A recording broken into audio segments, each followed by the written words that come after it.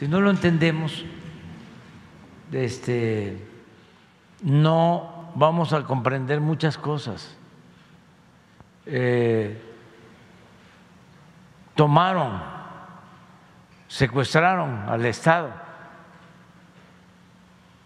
y lo pusieron al servicio de una política económica que beneficia a minorías. Esto obedeció en buena medida a los compromisos que se hacían con gobiernos y con organismos financieros internacionales.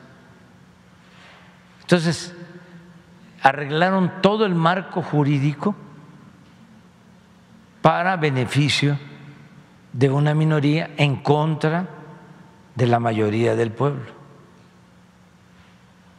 Miren, en mayo del 89, al inicio del gobierno de Salinas, el PRI y el PAN avalaron el Plan Nacional de Desarrollo, los dos,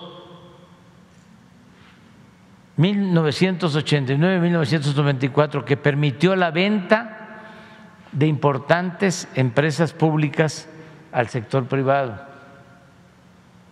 Entonces fue una acción conjunta. El 27 de junio de 1990, el PRI y el PAN reformaron el artículo 28 constitucional para entregar bancos que eran propiedad de la nación, eliminando de la Constitución el párrafo que reservaba al Estado la prestación del servicio público de banca y crédito. Estamos hablando de reformas constitucionales. 3. El 6, me imagino, de enero de 1992, el PRI y el PAN modificaron el artículo 27 constitucional para poner a la venta las tierras ejidales. Esa es la reforma al 27. Hoy, por esta reforma, hay enormes latifundios en manos de supuestos ejidatarios inmensamente ricos y se despojó a miles, si no es que millones, de dueños originarios de las tierras. 4. El 6 de mayo de ese mismo año, los legisladores del PRI y del PAN cambiaron la ley minera para entregar concesiones a particulares hasta por 50 años para la explotación de oro, plata y cobre. Eliminaron los límites de la superficie que podría ser concesionada. Podrían ser 50, 100 mil, 200 mil hectáreas.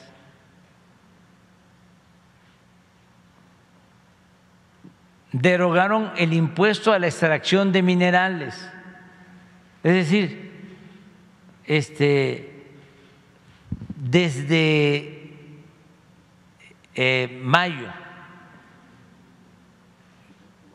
del 92 hasta hace como 4 años no se pagaba impuesto por la extracción de oro, de plata, de cobre.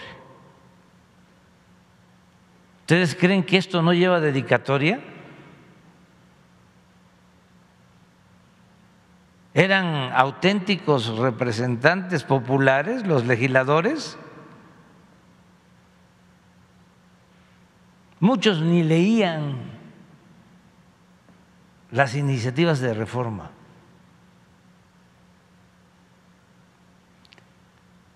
Derogaron el impuesto a la extracción de minerales y dieron lugar a la privatización de unidades y plantas mineras del sector paraestatal, como fue el caso de la histórica mina de Cananea. Ahí se entregó, a partir de esa reforma, se entregó Cananea, que era una empresa pública.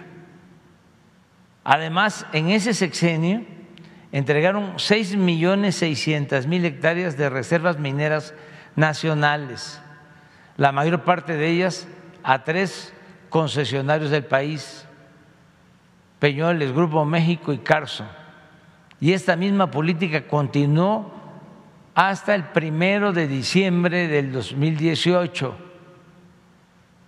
hasta que llegamos nosotros. En 36 años se concesionaron 90 millones de hectáreas, es decir, el 45% del territorio nacional. Ni siquiera en el Porfiriato se llevó a cabo una enajenación de suelo patrio tan extensa y descarada. 5. El 22 de diciembre de 1992 los legisladores aprobaron la reforma a una ley secundaria que, a contrapelo de la Constitución, ahí no fue reforma constitucional, fue una ley secundaria, permitió a empresas privadas, principalmente extranjeras, generar energía eléctrica. Hoy, esto empezó en el 92,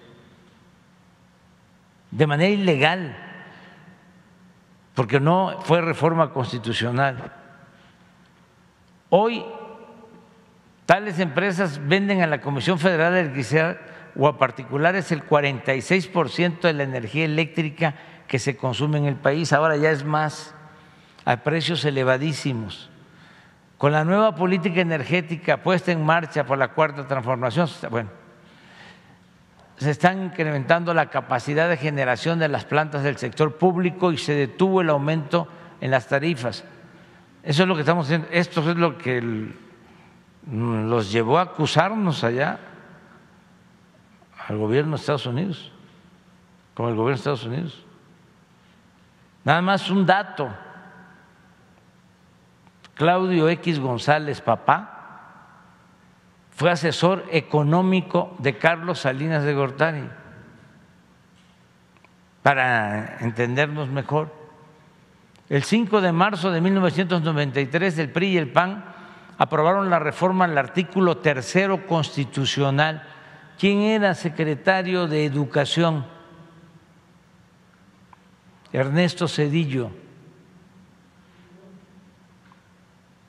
Para limitar la gratuidad de la educación pública, acotarla solo a nivel de primaria y secundaria, y se dejó al mercado como si fuera una mercancía la educación media superior y universitaria. Desde entonces, 300,000 jóvenes son rechazados año con año en su intento por ingresar a la educación superior. Para justificar este absurdo, se implantó la mentira de que los jóvenes no podían ingresar porque no aprobaban el examen de admisión, cuando en realidad no había cupo para ellos en los planteles públicos por falta de presupuesto. Inventaron de que no pasaban el examen de admisión. Rechazaron cada año a miles, pues por eso no tenemos los médicos que requiere el país. 7. 18 de marzo de 1995, la mayoría del PRI en la Cámara de Diputados aprobó el aumento del IVA del 10 al 15%. 8. El 12 de mayo de 1995, el PRI y el PAN reformaron la ley reglamentaria del servicio ferroviario para privatizar Ferrocarriles Nacionales de México y venderlo a empresas nacionales y extranjeras. Tan descarado fue este atraco que, al terminar su sexenio, el expresidente Ernesto Zedillo se fue a trabajar como asesor del Consejo de Administración de una de las empresas que se quedó con la mayor parte de la infraestructura ferroviaria del país. 9. El 23 de mayo de 1996, el PRI y el PAN aprobaron la ley de los sistemas de ahorro para el retiro, AFORES, los cuales fueron entregados de esa forma a operadoras financieras privadas nacionales y extranjeras. Las administradoras de fondos para el retiro, AFORES, y con ellos la administración sin transparencia, con altos costos por la operación y baja rentabilidad para los derechohabientes. Esto ya lo remediamos, si no del todo, ya bajamos el costo de operación. Se pagaba más que en Argentina, que en Chile, que en Colombia, que en Estados Unidos. Y se hizo una reforma ya en nuestro gobierno para que se cobren menos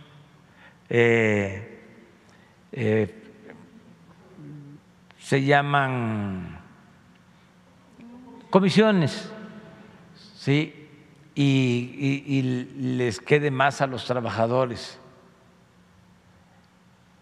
En su primera etapa, las AFORES llegaron a cobrar 3 comisiones distintas sobre el saldo en la cuenta, sobre los depósitos y sobre los rendimientos.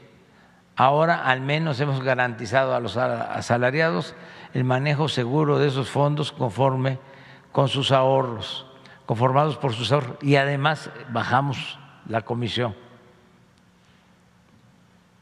10, este es histórico. El 12 de diciembre,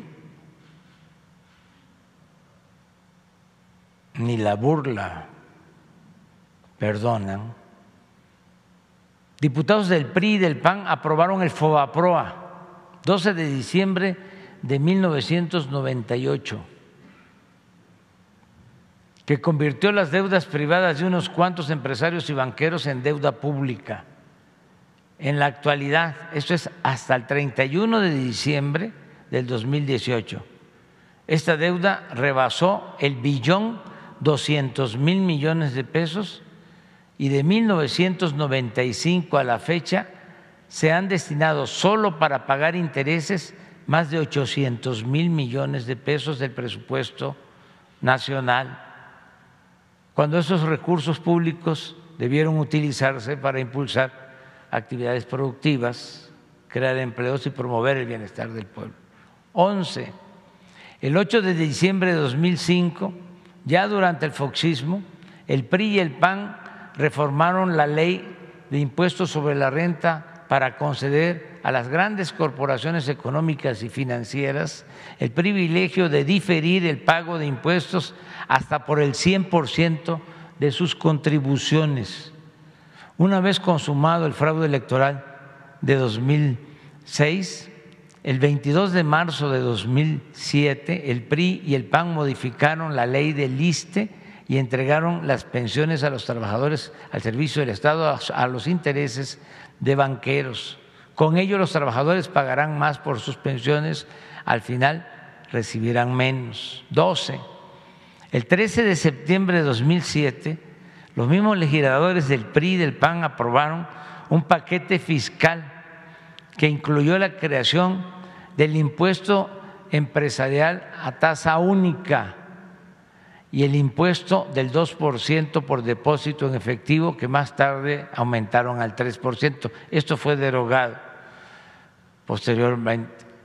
13. El 24 de octubre de 2008 aprobaron la Ley de Petróleos Mexicanos para dar lugar al otorgamiento de contratos incentivados, así les llaman, a empresas privadas nacionales y extranjeras para la explotación de petróleo exclusiva y hasta por 25 años mediante la asignación de áreas o bloques del territorio. Por cierto, la Suprema Corte convalidó esa reforma y rechazó una controversia constitucional presentada por 5 presidentes municipales alegando que carecen de interés jurídico.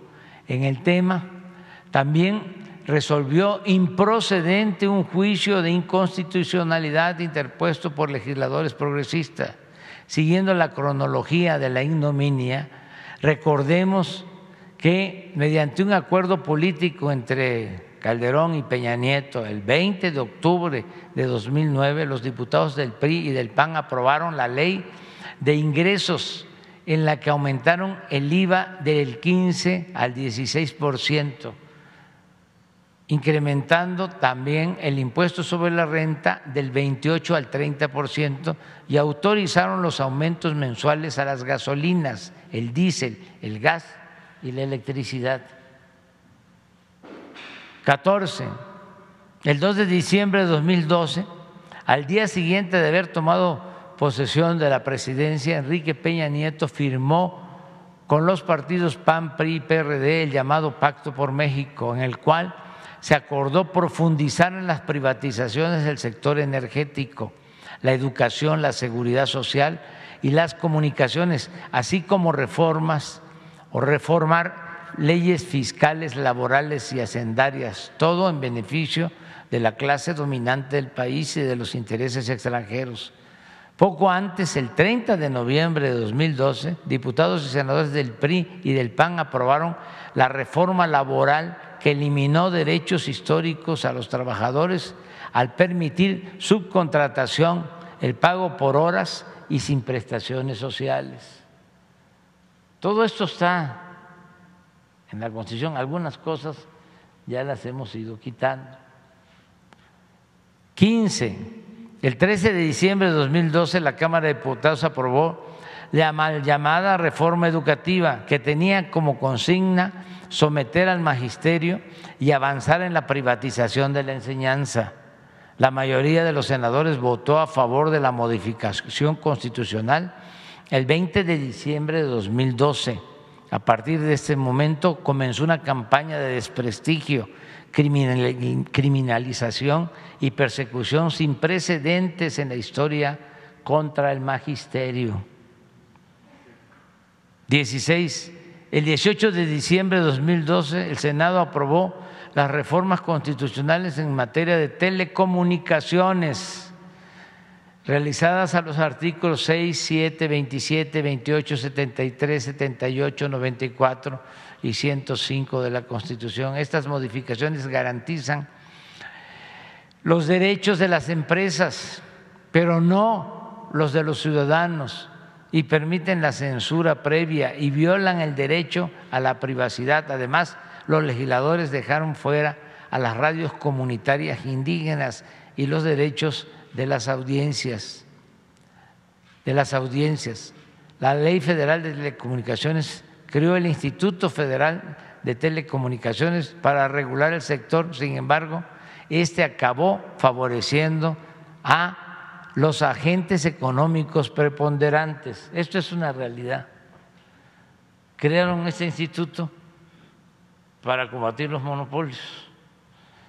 Dejaron al Estado sin esa facultad. La Secretaría de Comunicaciones ya no tiene nada que ver con los permisos para la radio, para la telefonía, para la televisión, y crearon ese instituto. Pues ese instituto está controlado por los llamados agentes económicos preponderantes. Se supone que se creó para combatirlos, para combatir a los monopolios.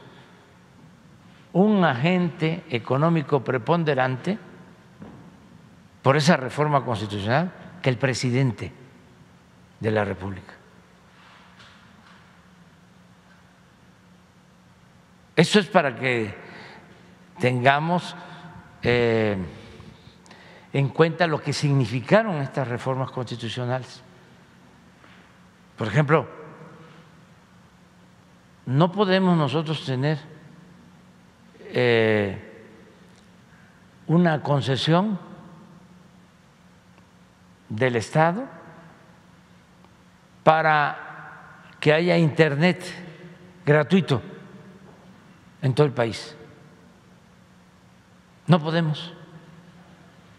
Solo donde no hay nadie que dé el servicio. Porque si no, hay competencia desleal. El Estado no se puede meter. Solo tienen que ser los particulares. ¿Y dónde creen que nos dieron la concesión para el Internet? Claro que eso es lo que nosotros buscamos en las comunidades más apartadas. Aquí en la Ciudad de México no podemos. Porque para allá vamos, pero con la huelga de estos. Es que es reforma constitucional. Si dejaron bien amarrado, en algunos casos no les dio tiempo.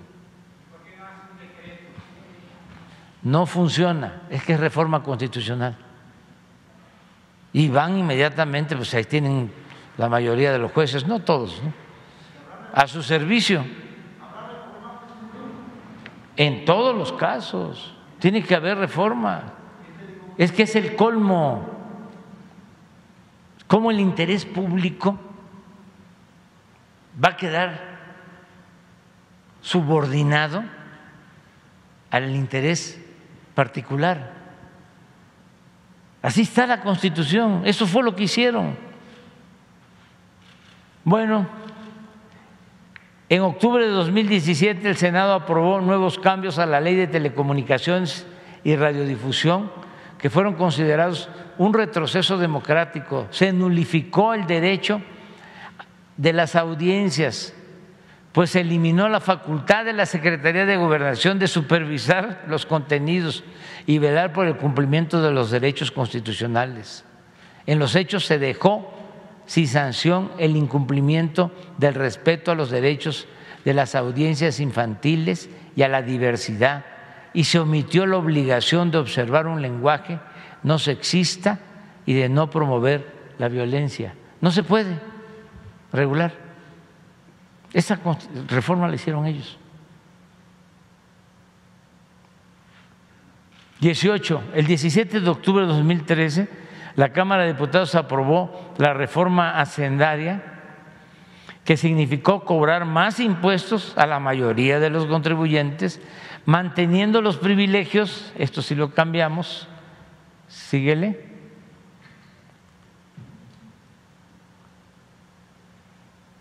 fiscales para las grandes empresas y los bancos.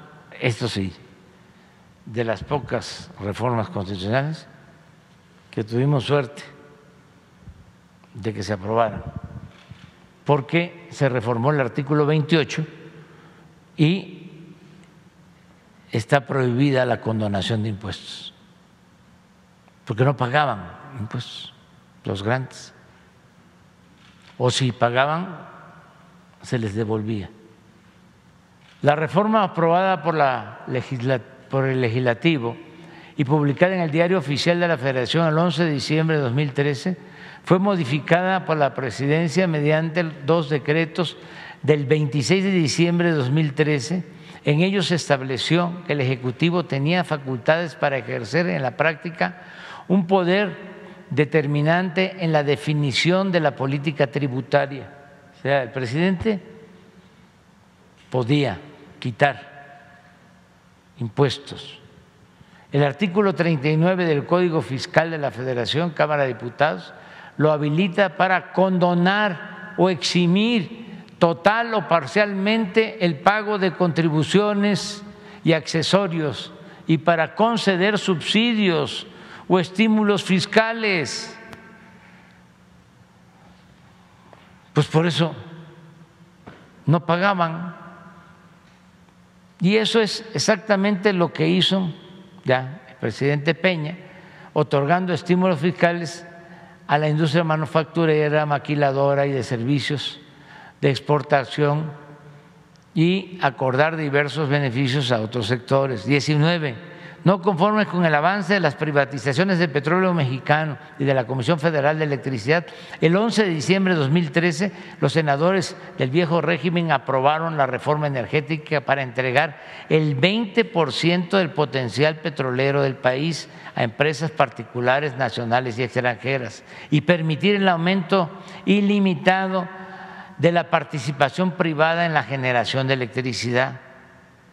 No dejo de señalar que cuando se aprobó esta reforma solicitamos, de conformidad con el artículo 35 de la Constitución, una consulta ciudadana para recoger la opinión del pueblo sobre este importante asunto de interés nacional. Sin embargo, luego de reunir más de 3 millones de firmas y cumplir con todos los requisitos, los ministros de la Suprema Corte, que ya estaban